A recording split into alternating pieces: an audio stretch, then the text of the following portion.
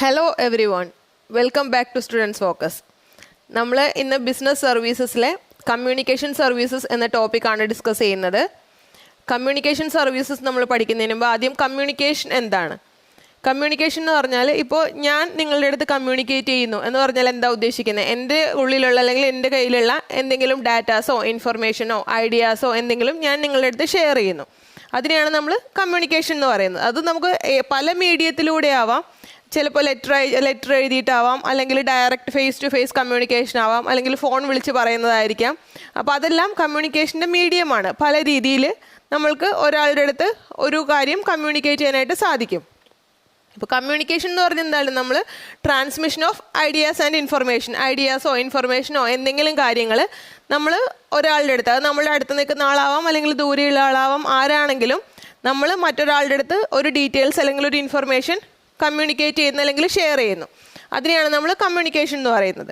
അപ്പോൾ ബിസിനസ്സിൽ ഈ കമ്മ്യൂണിക്കേഷൻ്റെ ആവശ്യം വരാറുണ്ടോ? ഉറപ്പായിട്ടും വരാറുണ്ട്. എങ്ങനെയാണ് വരുന്നത്? ബിസിനസ്സിൽ ആവശ്യം വരുന്നത് ഇപ്പോൾ ബിസിനസ് ഫേംസിനാണെങ്കിലും ബിസിനസ് എൻ്റർപ്രൈസസിനാണെങ്കിലും പ്രൊഡ്യൂസേഴ്സിനാണെങ്കിലും അവർക്ക് അവരുടെ സപ്ലയേഴ്സായിട്ടും കസ്റ്റമേഴ്സായിട്ടും കോമ്പറ്റീറ്റേഴ്സായിട്ടൊക്കെ പല കാര്യങ്ങൾ കമ്മ്യൂണിക്കേറ്റ് ചെയ്യേണ്ടി വരും. ഇപ്പോൾ എന്തെങ്കിലും ഐറ്റംസ് ഇവർക്ക് പർച്ചേസ് ചെയ്യണമെങ്കിലോ അല്ലെങ്കിൽ ആ പർച്ചേസ് ചെയ്തതിൻ്റെ ബില്ലിൻ്റെ പേയ്മെൻറ്റിൻ്റെ കാര്യങ്ങളോ കസ്റ്റമർ ഫീഡ്ബാക്ക് അറിയണമെങ്കിൽ കസ്റ്റമേഴ്സായിട്ട് കമ്മ്യൂണിക്കേറ്റ് ചെയ്യണം. അല്ലെങ്കിൽ കസ്റ്റമേഴ്സിന് എന്തെങ്കിലും ഇൻഫർമേഷൻ, ഇപ്പോൾ പുതിയൊരു പ്രൊഡക്റ്റ് ഞങ്ങൾ ലോഞ്ച് ചെയ്യുന്നുണ്ട്, അതിന് ഇന്ന ഫീച്ചേഴ്സ് ആണുള്ളത്, അല്ലെങ്കിൽ ഇന്ന ഡിസ്കൗണ്ട് ഞങ്ങൾ പ്രൊവൈഡ് ചെയ്യുന്നുണ്ട്. അപ്പോൾ അങ്ങനെയുള്ള കേസൊക്കെ കസ്റ്റമേഴ്സിനോട് കമ്മ്യൂണിക്കേറ്റ് ചെയ്യേണ്ടി വരും.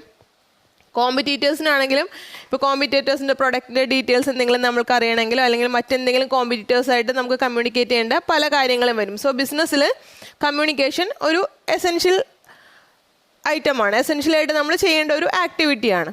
നമ്മൾ ഈ കമ്മ്യൂണിക്കേഷന് യൂസ് ചെയ്യുന്നത് ഏതൊക്കെ മീഡിയംസ് ആണ്, അല്ലെങ്കിൽ എങ്ങനെയൊക്കെയാണ് നമ്മൾ ബിസിനസ്സിൽ കമ്മ്യൂണിക്കേഷൻ യൂസ് ചെയ്യുന്നത്, അതിനെയാണ് നമ്മൾ കമ്മ്യൂണിക്കേഷൻ സർവീസസ് എന്ന് പറയുന്നത്. ഇപ്പോൾ നമ്മൾ ഒരു കമ്മ്യൂണിക്കേഷൻ ഇഫക്റ്റീവ് ആവണമെങ്കിൽ ആ കമ്മ്യൂണിക്കേഷൻ എഫിഷ്യൻ്റ് ആയിരിക്കണം, ആക്യുറേറ്റ് ആയിരിക്കണം, ഫാസ്റ്റുമായിരിക്കണം. ഇപ്പോൾ എക്സാമ്പിൾ, ഇപ്പോൾ ഇന്ന് 1-ാം തീയതി ആണെന്ന് വിചാരിക്കാം. 5th ഒരു മീറ്റിംഗ് ഉണ്ട്. ആ 5th മീറ്റിങ്ങിന് വേണ്ടി ഞാൻ ഇവിടുന്ന് ഒരു ലെറ്റർ അയക്കുവാണ് ഒരാൾക്ക്. ബട്ട് ആ ലെറ്റർ അയാളുടെ കയ്യിൽ കിട്ടുന്നത് 8th അപ്പോൾ അയാൾക്ക് ആ മീറ്റിങ്ങിൽ പാർട്ടിസിപ്പേറ്റ് ചെയ്യാൻ പറ്റുമോ? അപ്പോൾ അത് നമ്മൾക്ക് എഫിഷ്യൻറ്റ് കമ്മ്യൂണിക്കേഷൻ ആണെന്ന് പറയാൻ പറ്റുമോ? പറ്റില്ല. പിന്നെ ഞാൻ എന്തെങ്കിലും ഡീറ്റെയിൽസ് ഒരാളുടെ അടുത്ത് പറഞ്ഞു, പക്ഷേ ആ പറഞ്ഞ ഡീറ്റെയിൽസ് കറക്റ്റ് അല്ലായിരുന്നു, അത് തെറ്റായിരുന്നു, ആ ഡീറ്റെയിൽസ് അയാൾക്ക് ഉപകാരപ്പെട്ടില്ല, അതും നമുക്ക് എഫക്റ്റീവ് കമ്മ്യൂണിക്കേഷൻ ആണെന്ന് പറയാൻ പറ്റില്ല. പിന്നെ നമ്മുടെ കമ്മ്യൂണിക്കേഷൻ ഫാസ്റ്റുമായിരിക്കണം, ആക്യുറേറ്റുമായിരിക്കണം. പിന്നെ കറക്റ്റ് ഡീറ്റെയിൽസ്, ഇപ്പോൾ ഞാൻ നിങ്ങളുടെ അടുത്തൊരു കാര്യം കമ്മ്യൂണിക്കേറ്റ് ചെയ്യുമ്പോൾ ഞാൻ എന്താണോ പറയുന്നത് അത് നിങ്ങൾക്ക് അതേ സെൻസിൽ കറക്റ്റായിട്ട് മനസ്സിലായാലേ ഉള്ളൂ നമ്മൾക്ക് എഫക്റ്റീവ് കമ്മ്യൂണിക്കേഷൻ ആണെന്ന് പറയാൻ സാധിക്കുള്ളൂ. ഞാൻ എന്തൊക്കെയോ പറയുന്നു, ബട്ട് നിങ്ങൾക്കതൊന്നും മനസ്സിലാവുന്നില്ലെങ്കിൽ നമ്മൾക്കതിനെ ഒരിക്കലും എഫക്റ്റീവ് കമ്മ്യൂണിക്കേഷൻ എന്ന് പറയാനായിട്ട് സാധിക്കില്ല. അപ്പോൾ അതുകൊണ്ട് തന്നെയാണ് നമ്മളുടെ ഇപ്പോൾ ബിസിനസ് വേൾഡ് ഫാസ്റ്റ് ചേഞ്ചിങ് ആണ്. അപ്പോൾ അതുകൊണ്ട് തന്നെയാണ് നമ്മൾ പുതിയ ടെക്നോളജീസ് കണ്ടുപിടിക്കുന്നത്. ഇൻഫർമേഷൻ എക്സ്ചേഞ്ച് ചെയ്യാൻ വേണ്ടിയിട്ട് അല്ലെങ്കിൽ കമ്മ്യൂണിക്കേഷന് വേണ്ടി നമ്മളെപ്പോഴും പുതിയ ടെക്നോളജീസ് ഇൻവെൻറ്റ് ചെയ്തുകൊണ്ടിരിക്കും. പുതിയ ടെക്നോളജീസ് മാർക്കറ്റിൽ ഇറങ്ങും, മാർക്കറ്റ് അഡോപ്റ്റ് ചെയ്യും പുതിയ ടെക്നോളജീസ്. കാരണം എക്സ്ചേഞ്ച് ഓഫ് ഇൻഫർമേഷൻ എന്ന് പറഞ്ഞാൽ അത്രയും ഇമ്പോർട്ടൻ്റ് ആണ് ബിസിനസ്സിനെ സംബന്ധിച്ചിടത്തോളം. നമ്മുടെ ഹ്യൂമൻ ലൈഫിനും അത് ഇമ്പോർട്ടൻ്റ് ആണ്. നമ്മളിവിടെ ബിസിനസ്സിൻ്റെ കാര്യം പഠിക്കുന്നത് കൊണ്ട് ബിസിനസ്സിൻ്റെ എടുത്ത് പറയുന്നതേ ഉള്ളൂ. സോ ബിസിനസ്സിനും കമ്മ്യൂണിക്കേഷൻ എന്ന് പറഞ്ഞാൽ അത് വളരെ ഇമ്പോർട്ടൻ്റ് ആയൊരു കാര്യമാണ്. അപ്പോൾ ഇപ്പോഴത്തെ സിനാരിയോയിൽ കമ്മ്യൂണിക്കേഷന് കൂടുതലും നമ്മൾ യൂസ് ചെയ്യുന്നത് ഇലക്ട്രോണിക് മീഡിയാസ് ആണ്. കാരണം സ്പീഡി കമ്മ്യൂണിക്കേഷൻ നമുക്ക് ഇലക്ട്രോണിക് മീഡിയയിലൂടെ ചെയ്യാൻ പറ്റും. പണ്ടത്തെ കാലത്താണെങ്കിൽ നമ്മൾക്ക് ഒരാളുടെ അടുത്തൊരു കാര്യം പറയണമെങ്കിൽ എന്ത് ചെയ്യണമായിരുന്നു? നമ്മൾ ഡയറക്റ്റ് പോയി പറയണമായിരുന്നു. നമ്മൾക്ക് വേറെ മീഡിയംസ് ഉണ്ടായിരുന്നില്ല. അത് കഴിഞ്ഞാണ് പിന്നെ ലെറ്ററൊക്കെ വന്നപ്പോൾ പിന്നെ നമ്മൾ ലെറ്റർ അയക്കാൻ തുടങ്ങി. അപ്പോൾ ലെറ്ററൊക്കെ അയക്കുവാണെങ്കിലും അതിനും അതിൻ്റേതായ ഡ്രോബാക്ക് ഉണ്ട്. കാരണം അത് ഇമ്മീഡിയറ്റ് നമുക്ക് കമ്മ്യൂണിക്കേറ്റ് ചെയ്യാനായിട്ട് സാധിക്കില്ല. നമ്മളൊരു ലെറ്റർ അയക്കും, അത് കിട്ടുന്ന ആൾക്ക് ചിലപ്പോൾ ഒരാഴ്ച കഴിഞ്ഞായിരിക്കും കിട്ടുന്നത്. അപ്പോൾ അയാൾക്ക് അതിൽ എന്തെങ്കിലും ഡൗട്ടോ എന്തെങ്കിലും ക്വറീസ് ഉണ്ടെങ്കിൽ അയാൾ തിരിച്ചിങ്ങോട്ട് ലെറ്റർ അയക്കും. അത് നമ്മളുടെ കയ്യിൽ കിട്ടിയിട്ട് നമ്മളതിന് പിന്നെ റെസ്പോണ്ട് ചെയ്യും. സോ അത് ടൈം കൺസ്യൂമിങ് ആണ്, അതിന് കുറേ സമയം എടുക്കും. അതുകൊണ്ട് നമ്മളിപ്പോൾ ഇലക്ട്രോണിക് മീഡിയയിലാണെങ്കിൽ നമ്മൾ ഫോണിൽ കൂടെ സംസാരിക്കുവാണെങ്കിലോ, ലെറ്റർ കഴിഞ്ഞിട്ട് ഫോൺ ഇൻട്രൊഡ്യൂസ് ആയപ്പോൾ നമ്മൾ ഫോണിൽ കൂടെ സംസാരിക്കുമ്പോൾ എന്തെങ്കിലും ക്ലാരിഫിക്കേഷൻസ് വേണമെങ്കിൽ നമ്മൾക്ക് ഇമ്മീഡിയറ്റ് ചോദിക്കാൻ പറ്റും. ഇപ്പോൾ നമ്മളൊരു ബിസിനസ് പ്രപ്പോസൽ വയ്ക്കുവാണ്, അപ്പോൾ ഓപ്പോസിറ്റ് സൈഡിൽ സംസാരിക്കുന്ന ആൾക്ക് എന്തെങ്കിലും ക്ലാരിഫിക്കേഷൻ വേണമെങ്കിൽ അയാൾക്ക് അപ്പം തന്നെ ചോദിക്കാം, നമ്മൾക്ക് അപ്പം തന്നെ അത് ക്ലിയർ ചെയ്യാം. അപ്പോൾ നമ്മളുടെ ലെറ്റർ എന്ന് പറഞ്ഞാൽ കുറച്ചും കൂടെ ഡിലേ ആണ്, ടൈം കൺസ്യൂമിങ് ആണ്, ബട്ട് അതൊരു പ്രൂഫാണ്. ലെറ്റർ അയച്ചിട്ട് പിന്നെ ഞാനത് അങ്ങനെയല്ല പറഞ്ഞത് ഇങ്ങനെയാണെന്ന് നമ്മൾക്ക് പറയാൻ പറ്റില്ല. ആ സമയത്ത് ഫോണിൽ കൂടെ ആണെങ്കിൽ നമ്മൾക്ക് കുറച്ചും കൂടെ സ്പീഡിൽ പറയാൻ പറ്റും. പക്ഷേ അത് നമ്മൾക്കൊരു പ്രൂഫായിട്ട് റിട്ടേൺ അല്ലാത്തതുകൊണ്ട് ഒരു പ്രൂഫായിട്ട് നമ്മൾക്ക് കാണിക്കാൻ പറ്റില്ല. അപ്പോൾ എല്ലാത്തിനും അതിൻ്റേതായ positive side and negative side ഉണ്ട്. നമ്മൾ ബിസിനസ്സിൽ കമ്മ്യൂണിക്കേഷന് വേണ്ടി യൂസ് ചെയ്യുന്ന ഐറ്റംസ്, യൂസ് ചെയ്യുന്ന സർവീസസിനെ നമ്മൾ മെയിനായിട്ട് രണ്ടായിട്ടാണ് ക്ലാസിഫൈ ചെയ്യുന്നത്. അത് first one postal services and second one telecom services. ഈ വീഡിയോയിൽ നമ്മൾ ഡീറ്റെയിൽ ആയിട്ട് പോസ്റ്റൽ സർവീസസ് ആണ് ഡിസ്കസ് ചെയ്യുന്നത്. ടെലികോം സർവീസ് നമുക്ക് നെക്സ്റ്റ് ഒരു വീഡിയോയിൽ ചെയ്യാം. കാരണം എല്ലാം കൂടി ഇൻക്ലൂഡ് ചെയ്തിട്ടുണ്ടെങ്കിൽ വീഡിയോ കുറച്ച് ലെങ്തി ആവും. അപ്പോൾ നിങ്ങൾക്ക് പഠിക്കാൻ ബുദ്ധിമുട്ടാവേണ്ട. അതുകൊണ്ടാണ് അപ്പോൾ നമ്മൾക്ക് ഇന്ന് പോസ്റ്റൽ സർവീസസ് ഡീറ്റെയിൽ ആയിട്ട് ഡിസ്കസ് ചെയ്യാം. പോസ്റ്റൽ സർവീസസിൽ നമ്മൾ എന്താ ചെയ്യുന്നത്? നമ്മൾ മെയിൽ സെൻഡ് ചെയ്യും. ഇപ്പോൾ നമ്മൾക്ക് ആർക്കെങ്കിലും എന്തെങ്കിലും ഇൻഫർമേഷൻ അയക്കണം, അല്ലെങ്കിൽ ബില്ലോ അങ്ങനെ എന്തെങ്കിലും അയക്കണം, നമ്മൾക്ക് എന്തെങ്കിലും കാര്യങ്ങൾ കമ്മ്യൂണിക്കേറ്റ് ചെയ്യണമെങ്കിൽ നമ്മളത് പോസ്റ്റൽ വഴി സെൻഡ് ചെയ്യുന്നു. പോസ്റ്റൽ സർവീസസിന് വേണ്ടി തന്നെ നമ്മളുടെ Indian post and telegraph department നമ്മുടെ ഗവൺമെൻറ് ഫോം ചെയ്തിട്ടുണ്ട്. അതൊരു സെപ്പറേറ്റ് ഡിപ്പാർട്ട്മെൻ്റ് ആണ് പോസ്റ്റൽ സർവീസസ് ഹാൻഡിൽ ചെയ്യാൻ വേണ്ടി തന്നെ. അതിന് മാത്രമായിട്ടുള്ളൊരു ഡിപ്പാർട്ട്മെൻറ്റാണ്. സോ അവർ ഇന്ത്യയിലെ പോസ്റ്റൽ സർവീസസ് ആണ് ആ ഡിപ്പാർട്ട്മെൻറ്റ് ഹാൻഡിൽ ചെയ്യുന്നത്. പോസ്റ്റൽ സർവീസസ് കറക്റ്റായിട്ട് എഫിഷ്യൻ്റായിട്ട് ചെയ്യാൻ വേണ്ടി നമ്മളുടെ ഫുൾ രാജ്യത്തെ, നമ്മളുടെ കൺട്രിയെ മൊത്തം 22 പോസ്റ്റൽ സർക്കിൾസ് ആയിട്ട് ഡിവൈഡ് ചെയ്തേക്കുവാണ്. കാരണം ഒരാളെ ഫുൾ കൺട്രി ഏൽപ്പിച്ചിട്ടുണ്ടെങ്കിൽ അയാൾക്ക് ഫുൾ കൺട്രിയിലെ കാര്യങ്ങൾ മാനേജ് ചെയ്യാൻ ബുദ്ധിമുട്ടായിരിക്കില്ലേ? രാജ്യത്തിൻ്റെ അങ്ങേറ്റം തൊട്ട് ഇങ്ങേറ്റം വരെ അയാൾക്കെല്ലാം കൃത്യമായിട്ട് ചെയ്യാൻ പറ്റിക്കൊള്ളണമെന്നില്ല, കറക്റ്റായിട്ട് നോക്കാൻ പറ്റില്ല, എഫിഷ്യൻ്റായിട്ട് അത് കൊണ്ടുപോകാൻ സാധിക്കില്ല. സോ അതുകൊണ്ട് തന്നെ നമ്മളുടെ രാജ്യത്തെ 22 പോസ്റ്റൽ സർക്കിൾസ് ആയിട്ട് ഡിവൈഡ് ചെയ്തേക്കുവാണ്.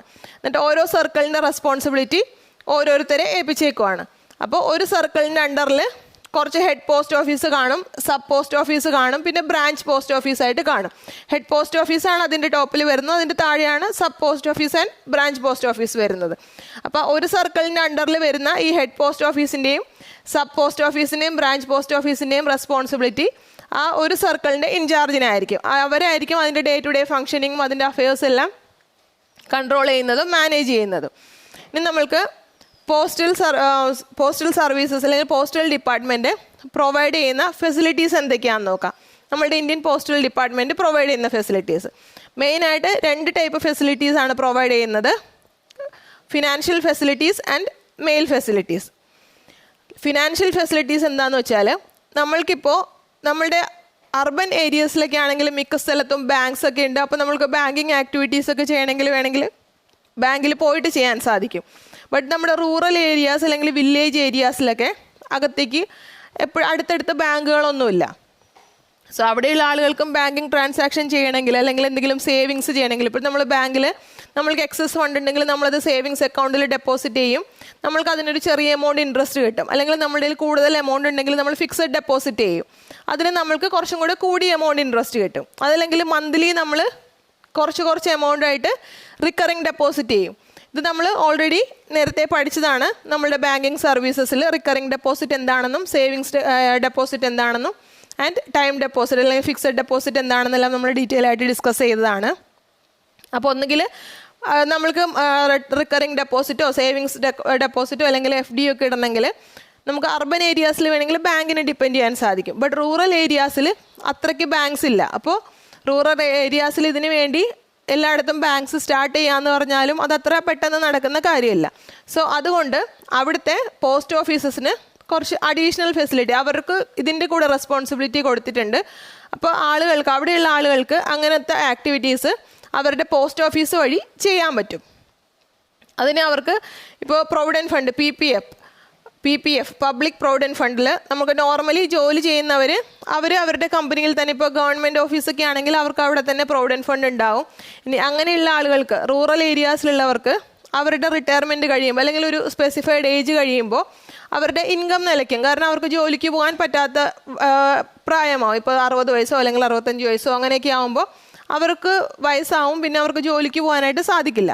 അപ്പോൾ അവരുടെ ഇൻകം സ്റ്റോപ്പ് ആവുകയാണ്. അപ്പോൾ അങ്ങനെയുള്ളൊരു ബുദ്ധിമുട്ട് മറികടക്കാൻ വേണ്ടി അവർക്ക് വേണമെങ്കിൽ PPFൽ ജോയിൻ ചെയ്യാം നമ്മളുടെ പോസ്റ്റ് ഓഫീസസ് വഴി. അപ്പോൾ ആ പെർട്ടിക്കുലർ ഏജ് വരെ അവർ പേയ്മെൻറ്റ് ചെയ്യുക, അല്ലെങ്കിൽ ആ ഏജ് കഴിയുമ്പോൾ അവർക്ക് മന്ത്ലി PPFൽ നിന്ന് അവർക്ക് തിരിച്ച് റിട്ടേൺ ആയിട്ട് അവർക്ക് മന്ത്ലി എമൗണ്ട് കിട്ടും. അപ്പോൾ അങ്ങനെയുള്ള ഫെസിലിറ്റീസ് പോസ്റ്റ് ഓഫീസ് വഴി ചെയ്യാൻ സാധിക്കും. പിന്നെ അതുകൂടാതെ കിസാൻ വികാസ് പത്ര, അത് നമ്മളുടെ ഒരു FD പോലെ തന്നെ ഒരു ഒരു എഗ്രിമെൻ്റ് അല്ലെങ്കിൽ ഒരു പേപ്പറാണ്. നമ്മളതിൽ ചെയ്യുന്ന എന്താണെന്ന് വെച്ചാൽ ഇപ്പോൾ എക്സാമ്പിൾ 5,000 റുപ്പീസാണ് നമ്മൾ ഡെപ്പോസിറ്റ് ചെയ്യുന്നതെങ്കിൽ ഒരു 124 മന്ത്സ് അപ്രോക്സിമേറ്റ്ലി 124 മന്ത്സ് കഴിയുമ്പോൾ നമ്മൾ ആ ഡെപ്പോസിറ്റ് ചെയ്യുന്ന എമൗണ്ട് നമുക്ക് ഡബിളായിട്ട് തിരിച്ചു കിട്ടും. അപ്പോൾ നമ്മുടെ എമൗണ്ട് എക്സസ് വരുന്ന ഫണ്ട് നമ്മൾക്കിപ്പോൾ ബാങ്കിലൊക്കെ FD ഇടുന്ന പോലെ നമ്മൾക്ക് വേണമെങ്കിൽ പോസ്റ്റ് ഓഫീസിൽ കിസാൻ വികാസ് പത്രയിൽ ചെയ്യാൻ സാധിക്കും. അതല്ലെങ്കിൽ നാഷണൽ സേവിങ് സർട്ടിഫിക്കറ്റ് ഉണ്ട്, അതും ഇതുപോലെ തന്നെ നമ്മുടെ കിസാൻ വികാസ് പത്ര പോലെ തന്നെ ഒരു സർട്ടിഫിക്കറ്റ് ആണ്.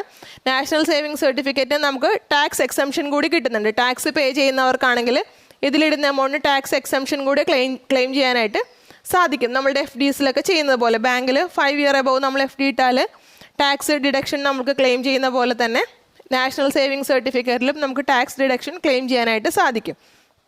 അപ്പോൾ ഇങ്ങനെയുള്ള ഫെസിലിറ്റീസ് നമ്മളുടെ പോസ്റ്റ് ഓഫീസസ് പ്രൊവൈഡ് ചെയ്യുന്നുണ്ട്. ഇത് കൂടാതെ തന്നെ നമ്മളുടെ നോർമൽ ബാങ്കിങ് പ്രൊവൈഡ് ചെയ്യുന്ന ഫെസിലിറ്റീസായ നമ്മൾ നേരത്തെ പറഞ്ഞ പോലെ റിക്കറിംഗ് ഡെപ്പോസിറ്റ് അല്ലെങ്കിൽ സേവിങ്സ് ഡെപ്പോസിറ്റ് അല്ലെങ്കിൽ ഫിക്സഡ് ഡെപ്പോസിറ്റ് അതെല്ലാം നമ്മളുടെ പോസ്റ്റൽ സർവീസസ് വഴി അല്ലെങ്കിൽ പോസ്റ്റ് ഓഫീസസ് വഴി നമ്മൾക്ക് ചെയ്യാനായിട്ട് സാധിക്കും.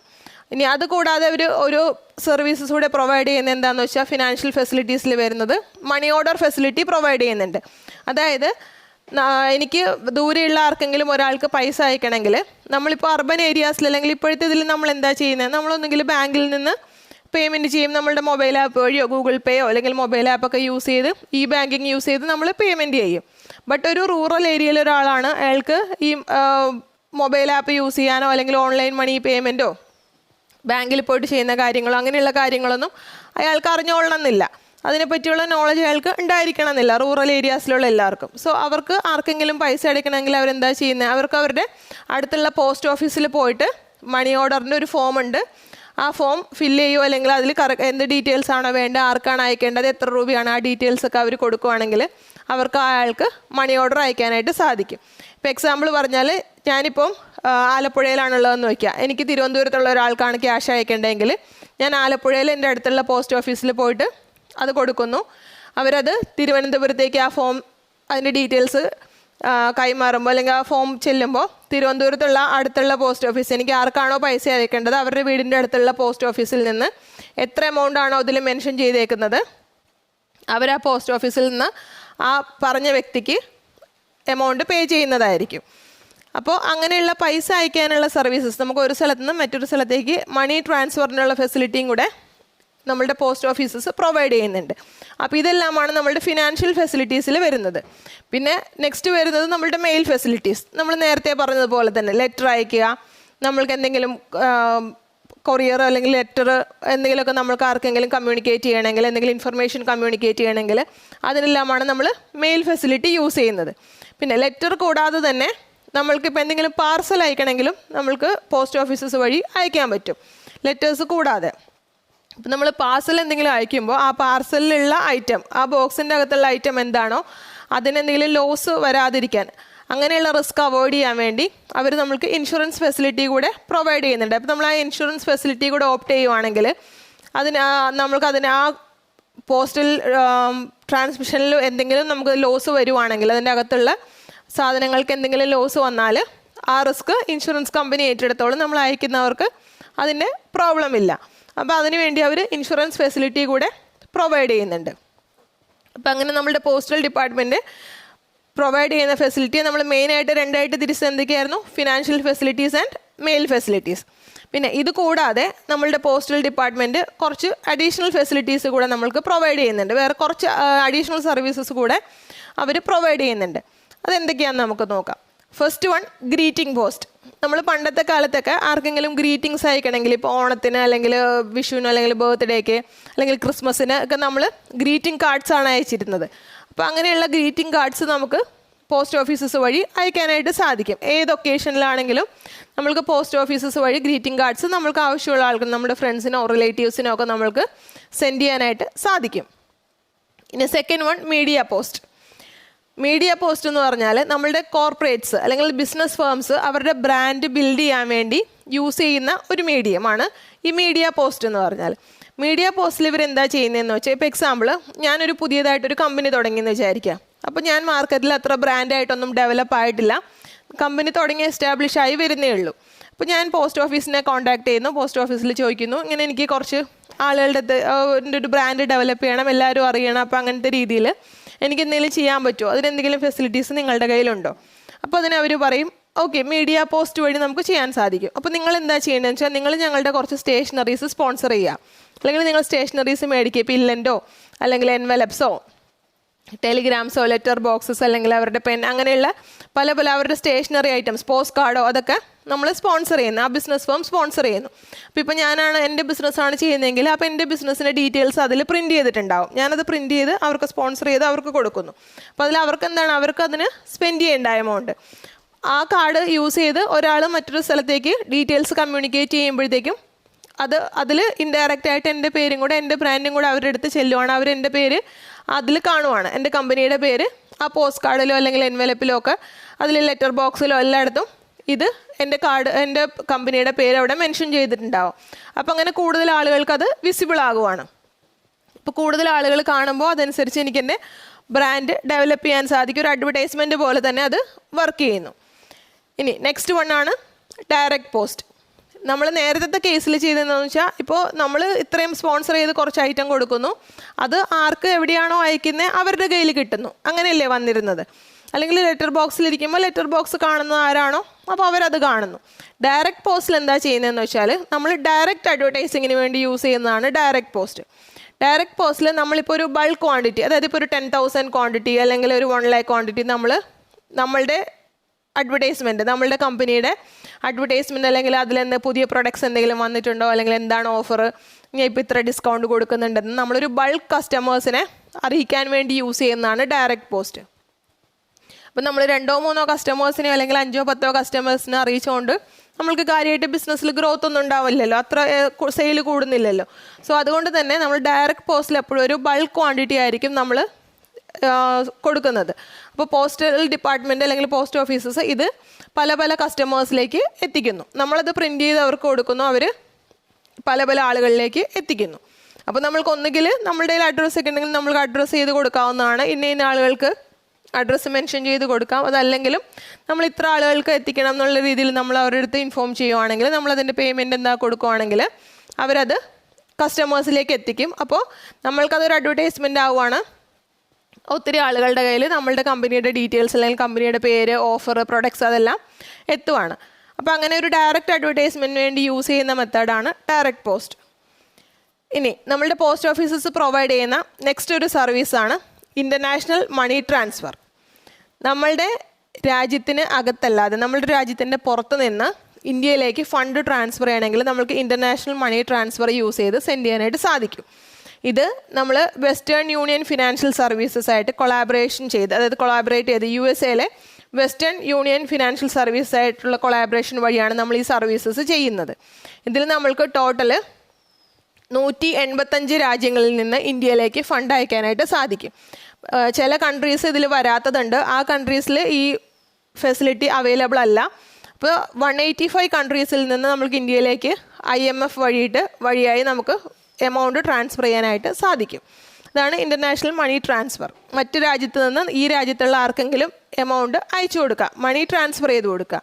ആ ഫെസിലിറ്റിയും നമ്മളുടെ പോസ്റ്റൽ സർവീസസ് പ്രൊവൈഡ് ചെയ്യുന്നുണ്ട്, Indian postal services, Indian postal department. Next one വരുന്നത് പാസ്പോർട്ട് ഫെസിലിറ്റി. നമ്മൾ പാസ്പോർട്ട് യൂസ് ചെയ്യുന്നതിന് വേണ്ടിയാണ്, നമ്മളുടെ ഇന്ത്യയിൽ നിന്ന് മറ്റൊരു രാജ്യത്തേക്ക് ട്രാവൽ ചെയ്യുമ്പോൾ നമ്മളുടെ ഐഡൻറ്റിഫിക്കേഷൻ ആണ് പാസ്പോർട്ട്. നമ്മളിവിടെ ഇപ്പോൾ ആധാർ കാർഡൊക്കെ കാണിക്കുന്ന പോലെ നമ്മൾ ഇന്ത്യക്ക് വെളിയിൽ പോകുമ്പോൾ അവിടെ ആധാർ കാർഡിനൊന്നും പ്രസക്തിയില്ല, അവിടെ നമ്മുടെ പാസ്പോർട്ടാണ് വേണ്ടത്.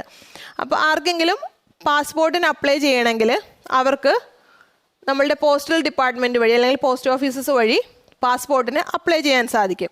ഇത് നമ്മുടെ മിനിസ്ട്രി ഓഫ് എക്സ്റ്റേണൽ അഫയേഴ്സ് ആയിട്ടുള്ളൊരു പാർട്ട്ണർഷിപ്പിൽ പോകുന്നതാണിത്. കാരണം നമ്മളുടെ ഇന്ത്യക്ക് വെളിയിലുള്ള കാര്യങ്ങൾ അല്ലെങ്കിൽ ഇന്ത്യയിൽ നമ്മൾ പാസ്പോർട്ടിൻ്റെ കാര്യങ്ങളും ഡീറ്റെയിൽസ് എല്ലാം നോക്കുന്നത് ആരാണ്? മിനിസ്ട്രി ഓഫ് എക്സ്റ്റേണൽ അഫയേഴ്സ് ആണ്. സോ അവരുമായിട്ടുള്ളൊരു പാർട്ട്ണർഷിപ്പിലാണ് ഈ passport facilities post offices provide ചെയ്യുന്നത്.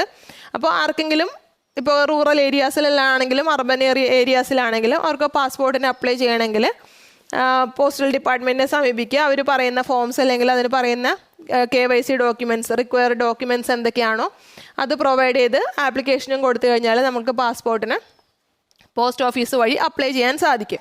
അല്ലാതെ പാസ്പോർട്ടിന് എവിടെ അപ്ലൈ ചെയ്യണം, എവിടെ ആപ്ലിക്കേഷൻ കൊടുക്കണം എന്നറിയാതെ നമ്മൾ നടക്കേണ്ട, അത് അന്വേഷിച്ച് നടക്കേണ്ട കാര്യമില്ല റൂറൽ ഏരിയാസിലൊക്കെ ആണെങ്കിൽ. സോ അങ്ങനെ പാസ്പോർട്ട് ഫെസിലിറ്റീസും നമ്മളുടെ പോസ്റ്റൽ സർവീസസ് പ്രൊവൈഡ് ചെയ്യുന്ന മറ്റൊരു ഫെസിലിറ്റിയാണ്. Next one speed post. നമ്മൾ നോർമലി ഒരു പോസ്റ്റ് അയക്കുമ്പോൾ, നമ്മൾ എന്തെങ്കിലും ഒരു മെയിലോ അല്ലെങ്കിൽ ഒരു പോസ്റ്റ് അയക്കുമ്പോൾ, ഒരു നോർമൽ പോസ്റ്റ് ആണെങ്കിൽ അതിനെടുക്കുന്ന ഒരു റെഗുലർ ഡേയ്സ്, ഒരു നോർമൽ ഇത്ര ദിവസം എടുക്കുന്നുണ്ട്. ഇപ്പോൾ എക്സാമ്പിൾ ഞാനൊരു ലെറ്റർ അയക്കുമ്പോൾ ചിലപ്പോൾ അത് 10 ദിവസം കഴിഞ്ഞിട്ടായിരിക്കാം ഞാൻ അയക്കുന്ന ആളുടെ കയ്യിൽ കിട്ടുന്നത്. അപ്പോൾ നമ്മൾക്കത് പോരാ, നമ്മൾക്ക് ഇമ്മീഡിയറ്റ് ആയിട്ട് കിട്ടണമെന്നുണ്ടെങ്കിൽ ഇപ്പോൾ ഒരു 2-3 ഡേയ്സിനുള്ളിൽ തന്നെ കിട്ടണം, അത്ര ഒരു അർജൻറ്റ് മാറ്ററാണ്, നമുക്ക് സ്പീഡായിട്ട് അയക്കേണ്ട ഒരു കാര്യമാണെങ്കിൽ നമ്മൾക്ക് സ്പീഡ് പോസ്റ്റ് ഓപ്റ്റ് ചെയ്യാവുന്നതാണ്. ആ പേരിൽ പറയുന്ന പോലെ സ്പീഡായിട്ട് അത് ആളുകളുടെ എത്തും. അപ്പോൾ നോർമലി 10 ഡേയ്സ് എടുക്കുന്നത് നമ്മൾ സ്പീഡ് പോസ്റ്റ് വഴിയാണ് അയക്കുന്നതെങ്കിൽ ചിലപ്പോൾ 2 to 3 ഡേയ്സിനുള്ളിൽ ആളുകളുടെ കയ്യിൽ കിട്ടും. ബട്ട് ഇതൊരു എക്സ്ട്രാ ഫെസിലിറ്റി ഒരു പ്രൊവൈഡ് ചെയ്യുന്നതുകൊണ്ട് തന്നെ ഇതിന് ചാർജും കൂടുതലാണ്. നമ്മൾ നോർമൽ പോസ്റ്റ് അയക്കുന്നതിനേക്കാളും സ്പീഡ് പോസ്റ്റ് അയക്കുന്നതിന് ചാർജ് കൂടുതലാണ്. അപ്പോൾ ഇന്ത്യയിൽ തന്നെ 1000 ഡെസ്റ്റിനേഷൻസിൽ കൂടുതൽ, 1000 സ്ഥലങ്ങളിലേക്ക് കൂടുതൽ നമുക്ക് സ്പീഡ് പോസ്റ്റിൽ ഐറ്റം അയക്കാൻ സാധിക്കും. നമുക്ക് എന്തെങ്കിലും ലെറ്ററോ എന്തെങ്കിലും എൻവലപ്സോ ഒക്കെ അയക്കണമെങ്കിൽ നമ്മൾക്ക് സ്പീഡ് പോസ്റ്റ് വഴി അയക്കാനായിട്ട് സാധിക്കും. ഇനി ഇന്ത്യക്ക് അകത്ത് മാത്രമല്ല, ഇന്ത്യക്ക് പുറത്തും നമ്മൾക്ക് സ്പീഡ് പോസ്റ്റ് വഴി കാര്യങ്ങൾ അയക്കാനായിട്ട് സാധിക്കും. മേജറായിട്ടുള്ള 97 രാജ്യങ്ങൾ, അതായത് 97 കൺട്രീസായിട്ട് നമ്മൾക്ക് ഇതിൽ ലിങ്ക് ഉണ്ട്. സോ നമ്മൾക്ക് 97 കൺട്രീസിലേക്ക് നമ്മൾക്ക് ഇന്ത്യയിൽ നിന്ന് സ്പീഡ് പോസ്റ്റ് ആയിട്ട് നമുക്ക് ആവശ്യമുള്ള എൻവലപ്സോ ഡീറ്റെയിൽസോ അയക്കാനായിട്ട് സാധിക്കും. ബട്ട് ഇതിന് റേറ്റ് കൂടുതലാണ്, നമ്മൾ നോർമൽ പോസ്റ്റ് അയക്കുന്നതിനേക്കാളും റേറ്റ് കൂടുതലാണ്. ബട്ട് ഇത് കുറച്ചും കൂടെ സ്പീഡിൽ കിട്ടും, നോർമൽ പോസ്റ്റിൽ കിട്ടുന്ന അത്രയും ഡിലേ ഇതിന് വരില്ല. പിന്നെ അടുത്ത സർവീസാണ് E bill post. E bill post എന്താണെന്ന് വെച്ചാൽ, ഇപ്പോൾ നമ്മൾ BSNLൻ്റെ ബില്ല് അല്ലെങ്കിൽ എയർടെല്ലിൻ്റെ ബില്ല്, നമ്മളുടെ ഫോൺ ബില്ല് അതൊക്കെ വരുവാണെങ്കിൽ നമ്മൾക്ക് അവരുടെ ഓഫീസിൽ, ഇപ്പോൾ നേരത്തെ എന്ന് പറഞ്ഞാൽ BSNLൻ്റെ ബില്ല് വരുമ്പോൾ നമ്മൾ ആ ബില്ല് എത്ര എമൗണ്ട് ആണെന്ന് നോക്കിയിട്ട് അത് നമ്മൾ അവരുടെ ഓഫീസിൽ കൊണ്ട്, BSNLൻ്റെ ഓഫീസിൽ കൊണ്ട് നമ്മൾ ബില്ലടയ്ക്കുവാണ് ചെയ്തിരുന്നത്. ബട്ട് അപ്പോൾ പോസ്റ്റൽ ഡിപ്പാർട്ട്മെൻറ്റ് നോക്കുമ്പോൾ ഇപ്പോൾ വേറെ ഫെസിലിറ്റീസ് ഒക്കെ വരുമ്പോൾ പോസ്റ്റൽ ഡിപ്പാർട്ട്മെൻറ്റിൽ അത്ര വലിയ തിരക്ക് വരുന്നില്ല. സോ അതുകൊണ്ട് തന്നെ അവർ ഇ ബിൽ പോസ്റ്റ് എന്ന് പറഞ്ഞൊരു സർവീസസ് ഇതിൽ ആഡ് ചെയ്തു. അതായത് ഇപ്പോൾ BSNLൻ്റെ ബില്ല് അടയ്ക്കണമെങ്കിൽ നിങ്ങളുടെ വീടിൻ്റെ അടുത്തൊരു പോസ്റ്റ് ഓഫീസ് ഉണ്ടെങ്കിൽ നിങ്ങൾ BSNLൻ്റെ ഓഫീസ് വരെ പോകണ്ട, നിങ്ങൾക്ക് ആ പോസ്റ്റ് ഓഫീസിൽ പോയിട്ട് BSNLൻ്റെ ബില്ലിൻ്റെ പേയ്മെൻറ്റ് ചെയ്യാവുന്നതാണ്. ഇപ്പോൾ BSNLൻ്റെ ഒരു ഓഫീസ് നിങ്ങളുടെ വീട്ടിൽ നിന്ന് ഒരു 1 മണിക്കൂർ പോകണമെന്ന് വിചാരിക്കുക, പോസ്റ്റ് ഓഫീസ് നിങ്ങളുടെ വീട്ടിൽ നിന്ന് ഒരു 5 മിനിറ്റ് പോകാനുള്ള ദൂരമേ ഉള്ളൂ. സോ നിങ്ങൾക്ക് അതാണ് എളുപ്പം. അപ്പോൾ നിങ്ങൾക്ക് ആ പോസ്റ്റ് ഓഫീസിൽ പോയിട്ട് എത്രയാണോ ആ ബിൽ എമൗണ്ട് അത് നിങ്ങൾക്ക് അവിടെ പേ ചെയ്യാവുന്നതാണ്.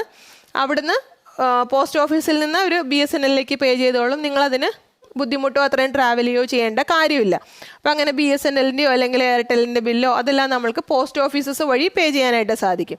അപ്പോൾ ഇതുകൊണ്ട് തന്നെ നമ്മളുടെ BSNLിലെ സ്റ്റാഫിനോ അല്ലെങ്കിൽ എയർടെല്ലിലെ സ്റ്റാഫിനോ ഈ ബിൽ കളക്ഷൻ്റെ അത്രയും ബുദ്ധിമുട്ട് വരുന്നില്ല. കാരണം അവരുടെ വർക്ക് ലോഡ് കുറച്ച് കുറയുവാണ്. നമ്മളുടെ പോസ്റ്റൽ ഡിപ്പാർട്ട്മെൻറ്റിനാണെങ്കിലും അവരുടെ എക്സസ് ആയിട്ടിരിക്കുന്ന ടൈം അല്ലെങ്കിൽ എക്സസ് ആയിട്ട് വെറുതെ ഇരിക്കുന്ന സമയം അവർക്ക് യൂസ് ചെയ്യാനായിട്ട് സാധിക്കും. കാരണം നമ്മൾ പോസ്റ്റ് ഓഫീസസ് ഫോം ചെയ്തപ്പോൾ ഒത്തിരി സ്ഥലത്ത് പോസ്റ്റ് ഓഫീസ് എസ്റ്റാബ്ലിഷ് ചെയ്തു, അതിൻ്റെ ഇൻഫ്രാസ്ട്രക്ചർ, ബിൽഡിങ് ഇൻഫ്രാസ്ട്രക്ചർ മറ്റു കാര്യങ്ങളെല്ലാം നമുക്ക് ക്ലോസ് ഡൗൺ ചെയ്യണമെങ്കിൽ നമുക്ക് അത്രയും നഷ്ടമാണ്. സോ ഇങ്ങനെയൊരു സർവീസസ് പ്രൊവൈഡ് ചെയ്യുമ്പോൾ BSNL അല്ലെങ്കിൽ ഭാരതി എയർടെൽ എല്ലാം അങ്ങനെ ആരുടെ ബില്ലാണോ ഇവരെടുക്കുന്നത് അവർക്ക് അതിനുള്ള പേയ്മെൻറ്റ് എന്താണെന്ന് വെച്ചാൽ അത് അവരുടെ പേയ്മെൻറ്റ് കൊടുക്കും. അപ്പോൾ അവർ വെറുതെ സ്പെൻഡ് ചെയ്യുന്ന സമയത്ത് അവർക്കൊരു ഇൻകം കിട്ടും, അവർക്ക് അതിനുള്ള ആക്ടിവിറ്റിയും ചെയ്യാനായിട്ട് സാധിക്കും. അപ്പോൾ അങ്ങനെ നമ്മൾക്ക് ബില്ല് നമ്മൾ പോസ്റ്റൽ ഡിപ്പാർട്ട്മെൻറ്റ് വഴി അല്ലെങ്കിൽ പോസ്റ്റ് ഓഫീസസ് വഴി നമ്മൾ പേ ചെയ്യുന്നതിനെയാണ് ഇ ബിൽ പോസ്റ്റ് എന്ന് പറയുന്നത്. അപ്പോൾ ഇത്രയും സർവീസസാണ് നമ്മളുടെ പോസ്റ്റ് ഓഫീസ് നമ്മൾക്ക് വേണ്ടി അല്ലെങ്കിൽ ബിസിനസ്സിന് വേണ്ടി പ്രൊവൈഡ് ചെയ്യുന്നത്. അതിൽ മെയിൻ സർവീസസ് 2 എണ്ണം, ബാക്കി അത് കൂടാതെ പ്രൊവൈഡ് ചെയ്യുന്ന 7 സർവീസസ് കൂടിയുണ്ട്. നമ്മളിപ്പോൾ ഡീറ്റെയിൽ ആയിട്ട് ഡിസ്കസ് ചെയ്തു. നെക്സ്റ്റ് വീഡിയോയിൽ നമ്മൾക്ക് ടെലികോം സർവീസസ് നോക്കാം. ഇതിൽ തന്നെ വരുന്ന സെക്കൻഡ് പാർട്ടാണ് ടെലികോം സർവീസസ്. സോ നമുക്ക് നെക്സ്റ്റ് വീഡിയോയിൽ ഡിസ്കസ് ചെയ്യാം. സോ നിങ്ങൾക്ക് ഇത് കണ്ടിട്ട് എന്തെങ്കിലും ഡൗട്ട് ഉണ്ടെങ്കിൽ നിങ്ങൾക്ക് കമൻറ്റ് ചെയ്യാവുന്നതാണ്, നമുക്ക് ഡൗട്ട്സ് ക്ലാരിഫൈ ചെയ്യാം. സോ നിങ്ങൾ വീഡിയോ കണ്ടിട്ട് ടെക്സ്റ്റ് കൂടെ ഒന്ന് വായിച്ച് നോക്കുക, അപ്പോൾ നിങ്ങൾക്ക് ആ ടോപ്പിക്ക് നന്നായിട്ട് ക്ലിയർ ആവും. നിങ്ങളുടെ ഈ ചാപ്റ്ററിൽ നിങ്ങൾക്ക് ഏറ്റവും ഇമ്പോർട്ടൻ്റ് ആയിട്ട് വരുന്നത് ഇൻഷുറൻസും വെയർ ഹൗസിങ്ങും ആണ്. ഇതുമെല്ലാം പഠിക്കണം, ബട്ട് ഇതിൽ നിന്ന് കൂടുതൽ ക്വസ്റ്റ്യൻസ് വരാൻ ചാൻസ് ഉള്ളത് ഏറ്റവും ഇമ്പോർട്ടൻ്റ് ആയ ചാപ്റ്ററിൽ വരുന്നത് ഇൻഷുറൻസ് ആൻഡ് വെയർ ഹൗസിംഗ് ആണ്. സോ അത് നമുക്ക് ഈ കമ്മ്യൂണിക്കേഷൻ കഴിഞ്ഞിട്ട് നമ്മൾക്ക് നെക്സ്റ്റ് ആയിട്ട് അത് എടുക്കാം. So thank you very much and all the very best.